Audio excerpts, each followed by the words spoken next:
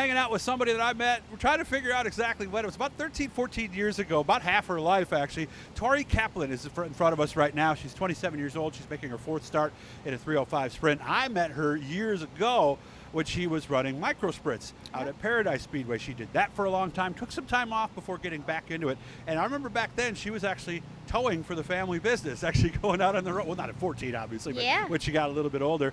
Now she's in a 305. How you doing? Pretty good. Sweaty. How's life? I mean, I haven't caught up with you. Did you go to college? Did you go right to work? What did you do? So about 3 years ago now, I went to cosmetology school, so kind of sort of college. And I started doing hair.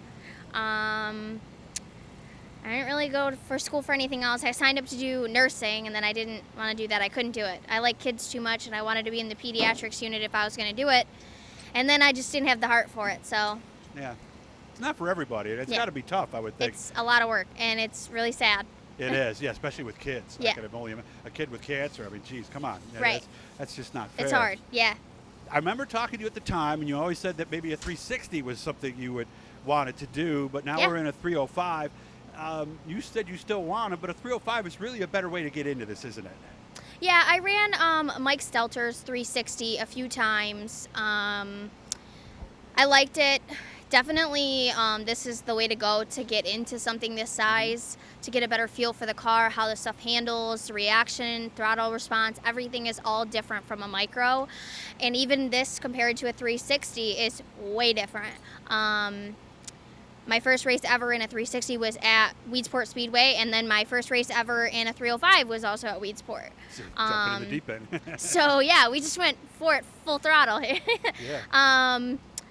Yeah, I mean, I still would like to have a 360 at some point. I feel like I'm getting older. I'm going to want a family soon, and if it happens, it happens. If it doesn't, we'll wait till my kids get older, and then I'll try it from there. There you go. Take a few years off and hit it maybe age 37. Yeah, or something 37, like that. right, yeah. Never too late at this stage Midlife of the game. crisis at that point, yeah. How have we been doing in the car so far this year? Good. I definitely feel a lot more confident as the weekends pass and we continue to make seat time. I gotta say though, I was nervous coming into it, still nervous, like everybody else. Things happen day to day, change every week.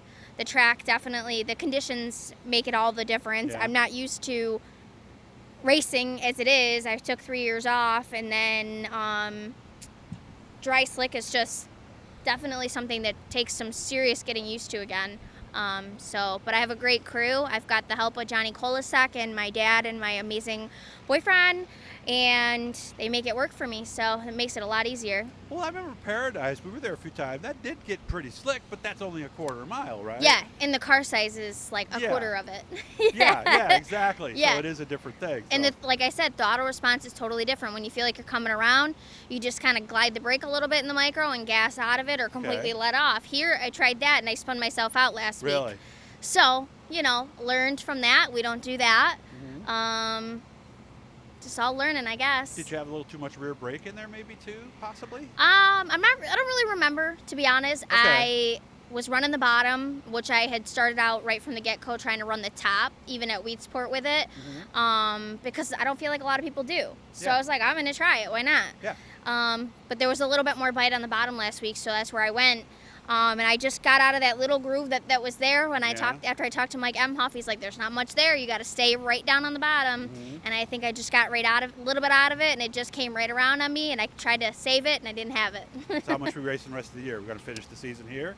I think so, yeah. We're going to follow a couple of the tour races. My brother's having a baby here in the next couple weeks, so I'm going to go visit him in Tennessee to meet my niece, my second niece, and so we may have a week off for that, but that's about it. Sounds like you got good balance between family and racing at this point. Yeah. I'm curious. I know you said you're doing hair now, but your father still owns the towing business, right? Yep. Do you ever get an emergency call? Tori, I need you to go take care of this one?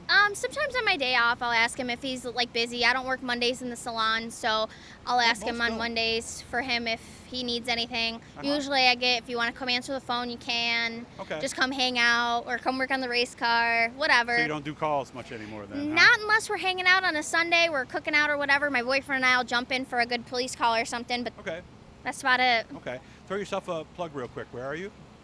As far as Your business, your haircut. Oh, I work. I just switched over to a hair salon. It's called Strand's Hair Studio in Fairport. Okay. I just went there. I was working at another place. It just wasn't a good fit for me. So. Yeah, I understand. That's how that game is. It's a Yeah. tough game unless it's Yeah. your salon. Yeah. At that point, and then it's a tougher game because you got to get people to keep them in there too. Yep, So yep, there's a lot more to the exactly. hair business, guys, than you think. Yeah, All right. If no somebody kidding. tells you it's, hey, yeah, just apply for a job, get in there, and start cutting hair. It's not like that. No, it A does little more not. cutthroat than that. Yeah, it really is.